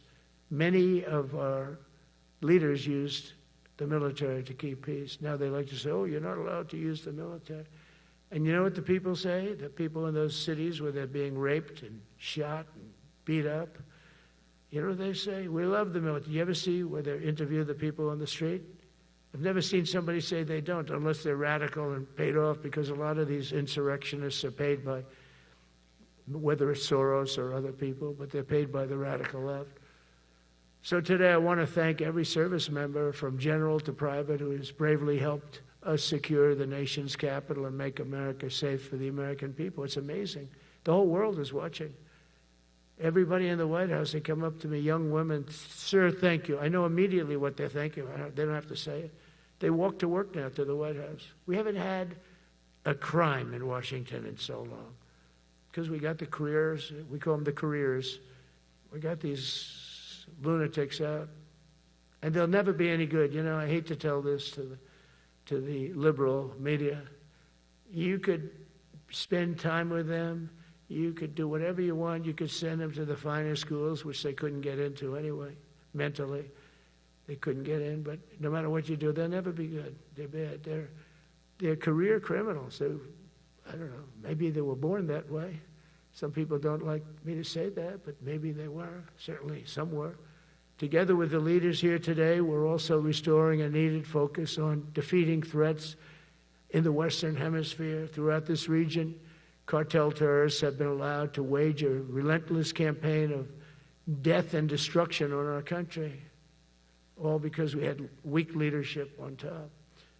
And we did a great job with it first term, but this is something else what we're doing now. We're taking it to the next level, probably next level times 3.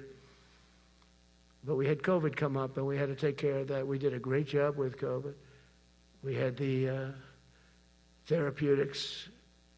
It's just Regeneron. So many things we did for COVID, but we had to focus on that, and every other country in the world was being decimated by COVID. So we had to change gear a little bit to take care of that.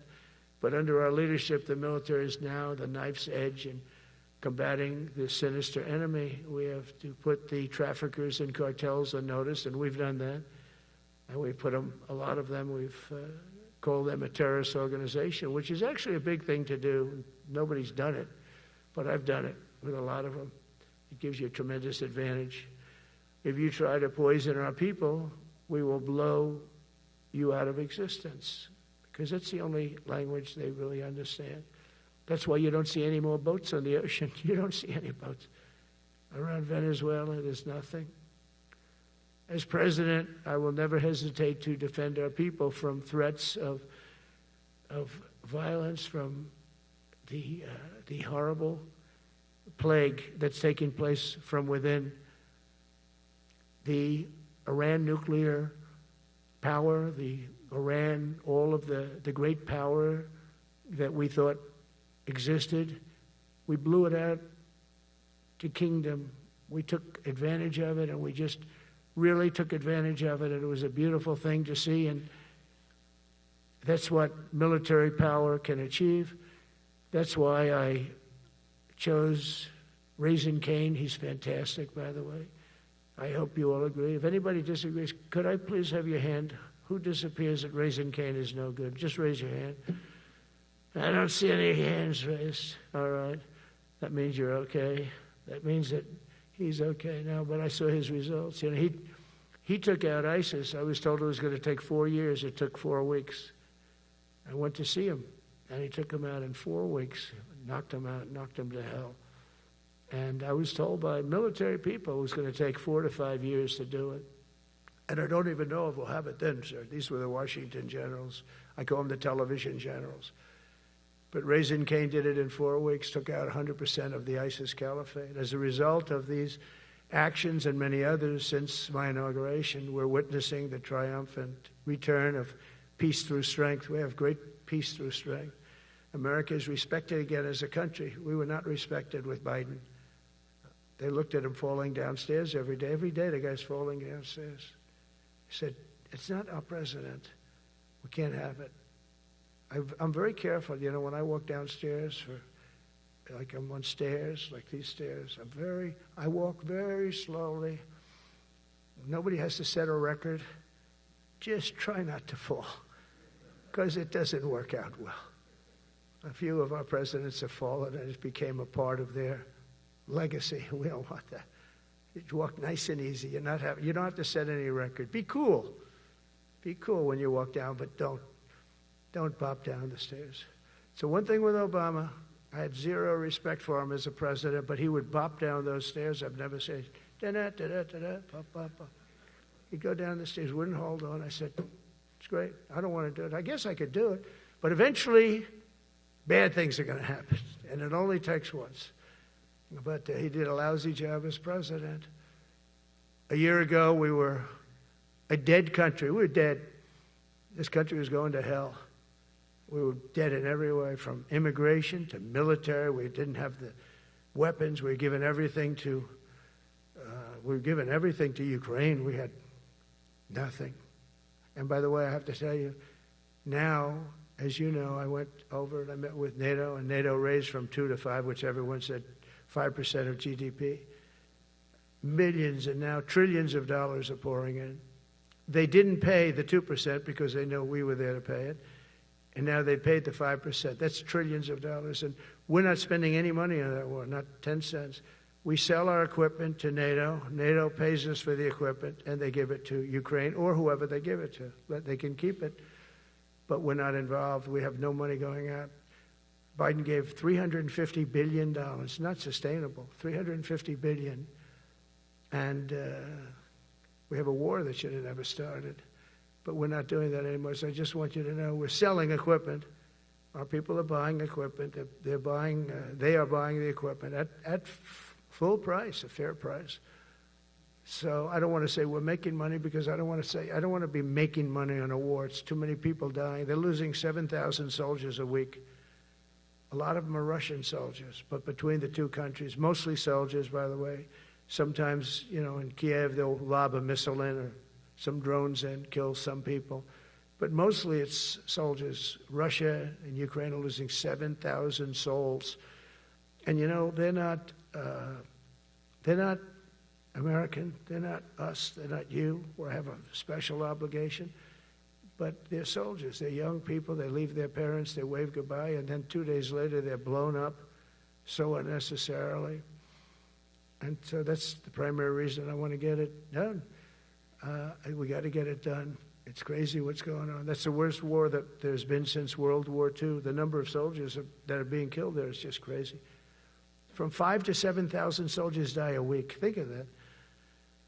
So I think we'll get that done. But that's turned out to be the toughest one. I'm so disappointed in President Putin. I thought he would get this thing over with. He should have had that war done in a week. And I said to him, you know, You don't look good. You're 4 years fighting a war that should have taken a week. Are you a paper tiger? And it's a shame, but I think eventually we'll get that one done, just like in theory, I want to knock on wood, because you never know. It's like we're going to have the Middle East done, which is actually a much harder thing to do. I mean, thousands of years, but we have to get that war done. So now just think of it, we're a dead country. I was with the King of Saudi Arabia, a great guy. I was with the Emir of Qatar. I was with the great leadership of UAE. I was over there. We brought back $2 trillion and more.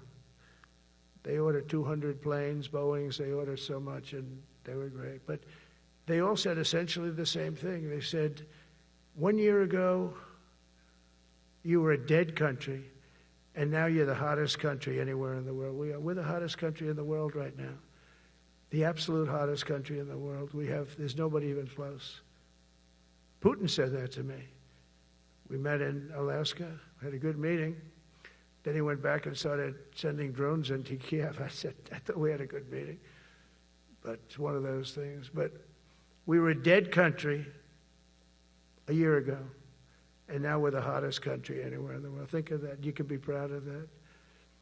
And you must have felt like hell when you have a wife or a husband at home, and you used to read the numbers that we can't get people to join the Army, Navy, Air Force, Marines, Coast Guard.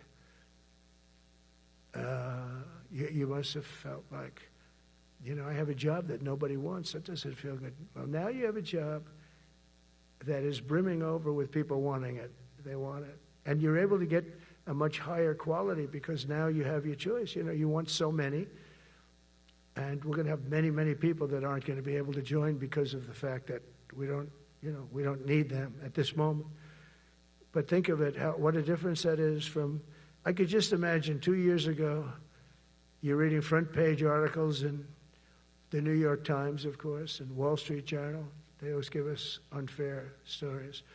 But they played it so big. They were playing it so big. Nobody wants to join the Army, the Marines, the Air Force. They don't want to join. They don't want to join the Coast Guard at all.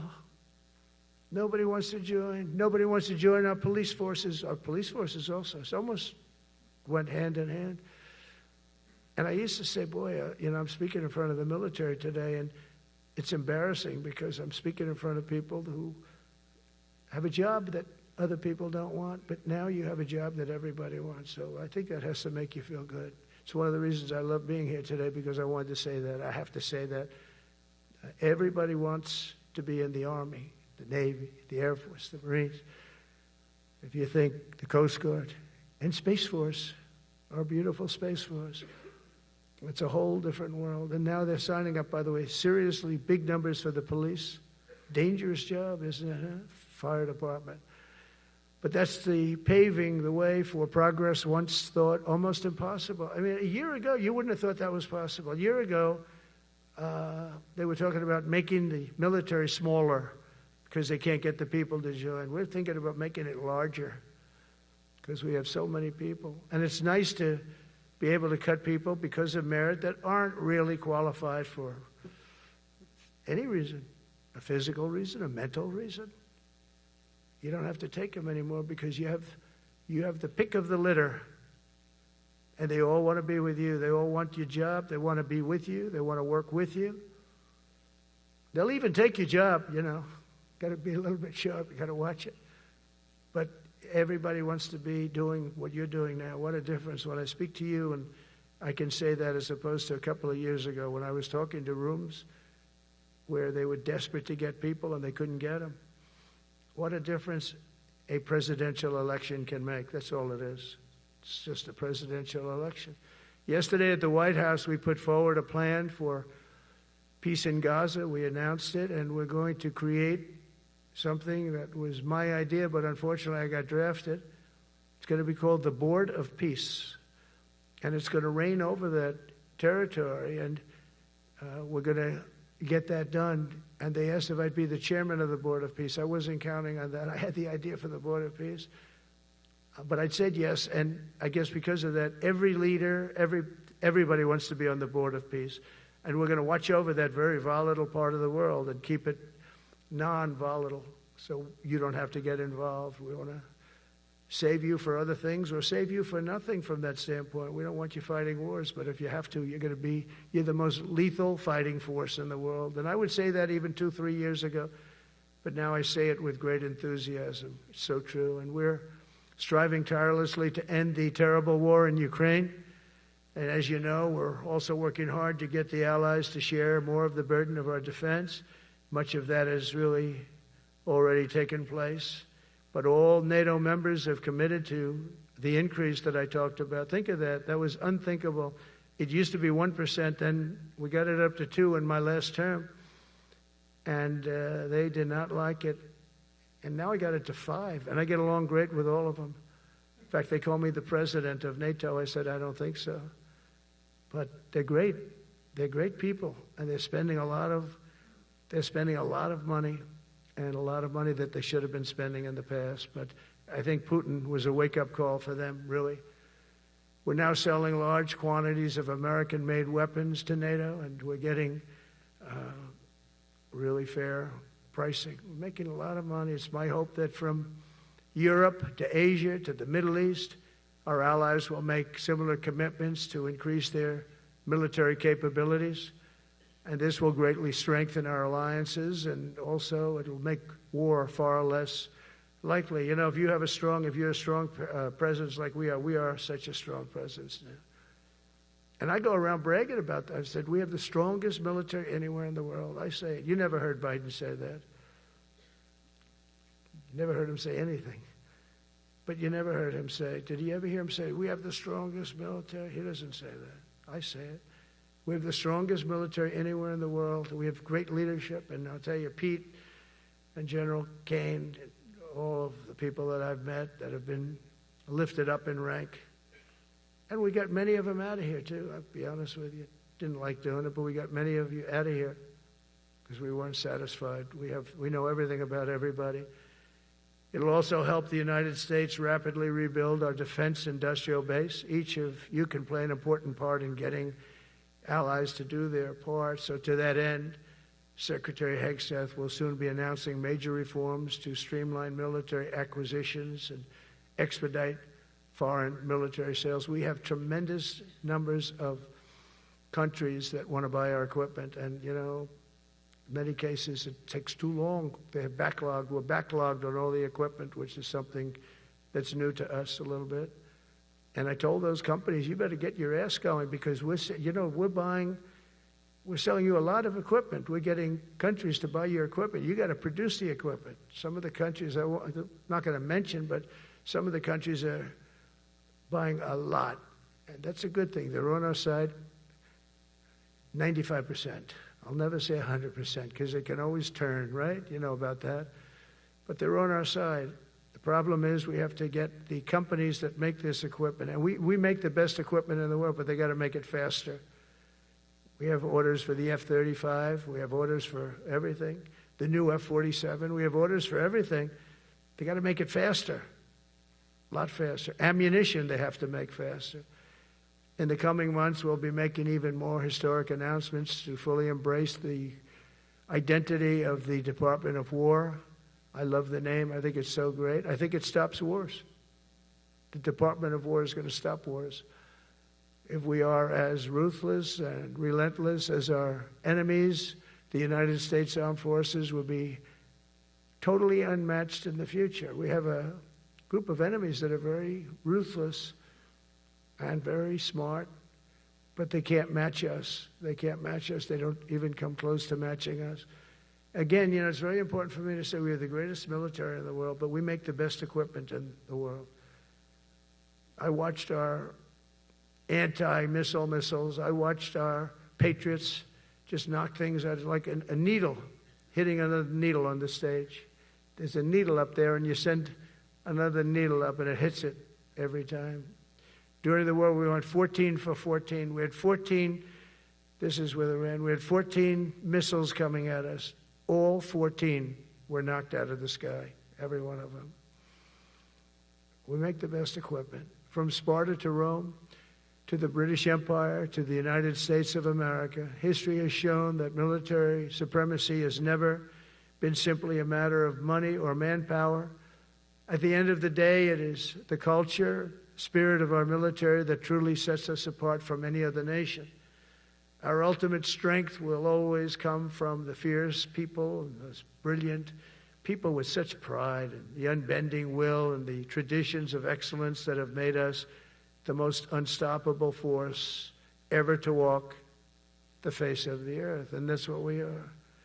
Remember, we never want to use it, but we have the most powerful nuclear capability, and I call it nuclear deterrent of any other country. Nobody close.